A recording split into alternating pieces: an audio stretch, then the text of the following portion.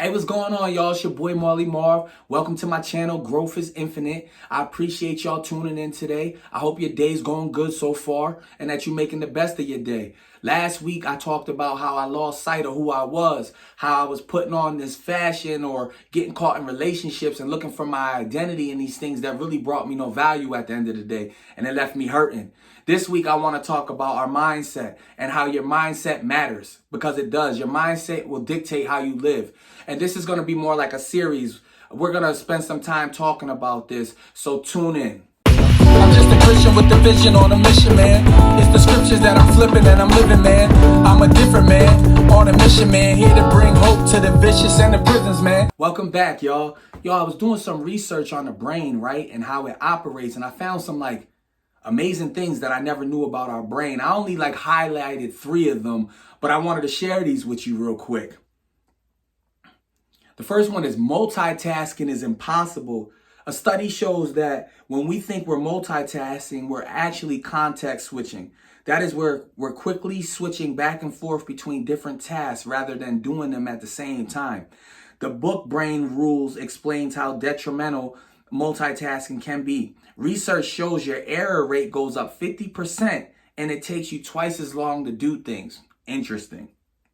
Second thing I highlighted was about 75% of the brain is made up of water.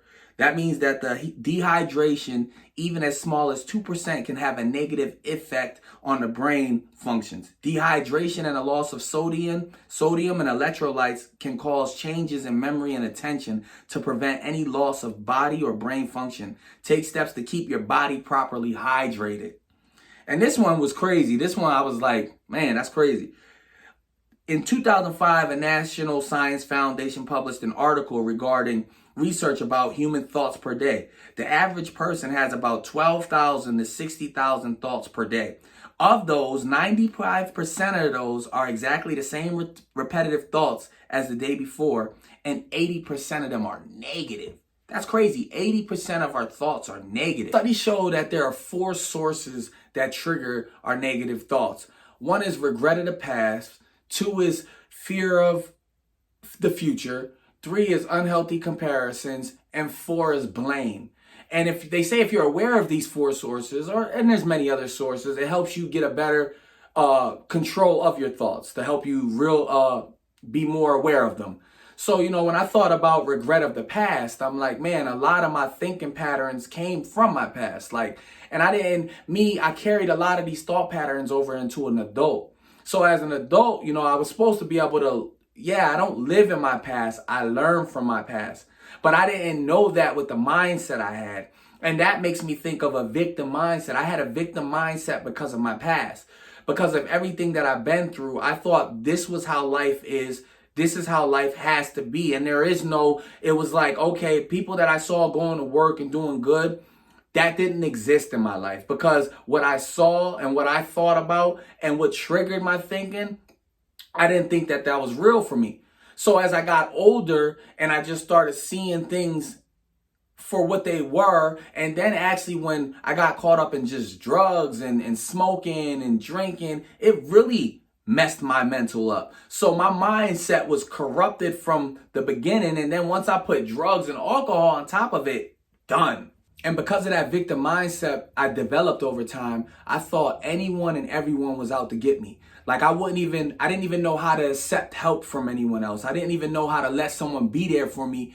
And then depending on the environment you grow up, everyone was struggling in some of the areas I lived in. So I'm like, man, this is life. I saw the good part of life I thought was just on TV, or sometimes, and I don't mean to say it like that, was in white neighborhoods. But in the ghetto, when I was growing up in Baltimore, and me and my mom and my sister and brother, it was tough down there. It was a lot of chaos and confusion and a lot of pain, and everyone had what I thought was bad, man. There was someone else who had it worse, but I could see where our mindset gets developed from environments like that, because it's hard as much as I'm trying to sit here and tell someone, hey, you need to have a positive mindset. It's really hard when you come up in the jungle, where you come up where food's not on the table. for you, and you got to go out and get it how you got to get it. It's hard to keep a positive mindset when you're seeing people that may have got shot right in front of your face, or if you're seeing people getting abused right in front of your face. It's hard to keep that positive mindset. But that's why I want to make videos like these for those who still may be in those environments, or those who are struggling, that there is a way out. Like there is.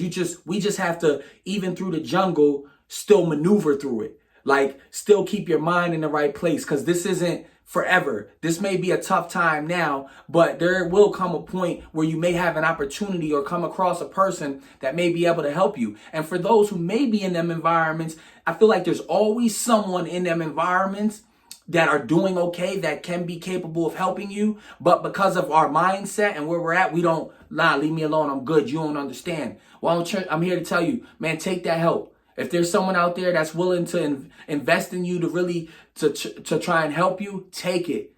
Because that may be your blessing right there in the midst of where you're like, man, it's dark, I don't even see the light. That may be the light for you.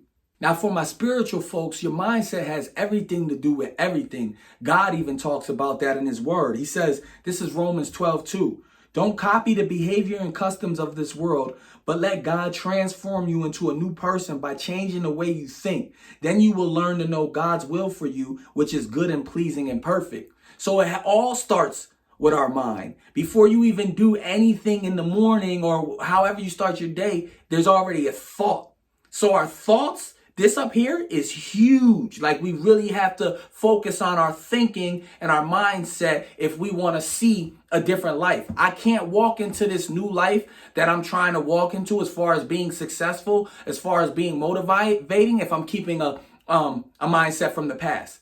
Like I can relate to my past so much, but now it's time to start relating to my future. Now it's time to start, when it comes to me talking to people on the streets, man, I got that down packed. But then when it comes to me speaking in front of people that are corporate level, or I'm like, I don't belong here. Short little story. I know the streets well. Like a lot of homies on the streets. It's easy for me to go talk. So at my job, they put me in a position now where, I can represent people at my job at court. So when I go into court now, I went to court for the first day the other day.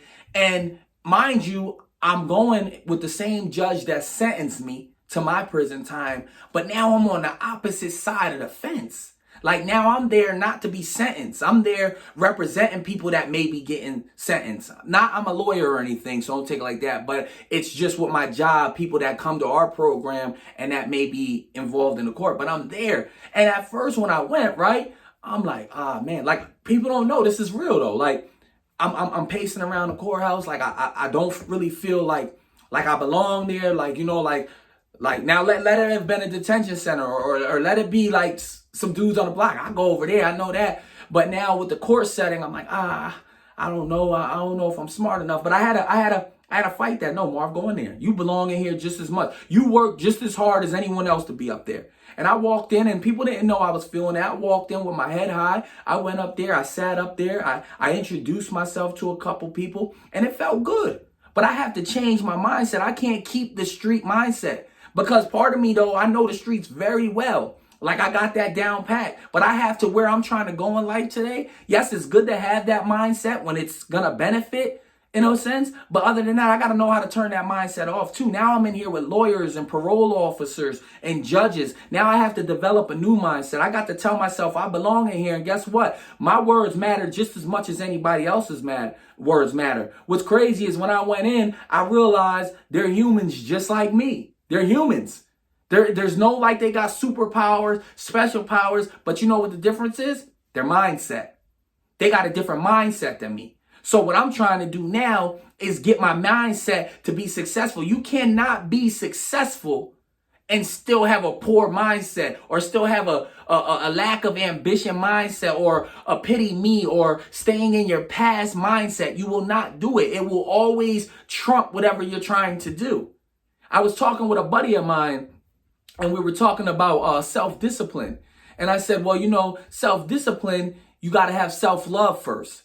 Because you won't be able to discipline yourself to do anything better if you don't love yourself. You know what I mean? And a lot of that, triggering with the love yourself, which we talked about more, is this all starts up in here. What do you think about you? Actually, there's another proverb in God's word that says, as a man thinketh in his heart, so is he. So whatever you're battling up here, whatever's going on up here, if you wake up today and you're just like, oh man, this day's whack, like, man, like, your day is going to be whack. You just closed every door of opportunity on you. You know, so it's like we have to take, here's a pointer to take home with this. We have to rewire our brains. We have to rewire our brains. Well, what does that look like? Start feeding it with positive things. Like there's times, and I'm not saying this is for anyone, or I mean for everyone, and people do it on, I don't watch TV a lot.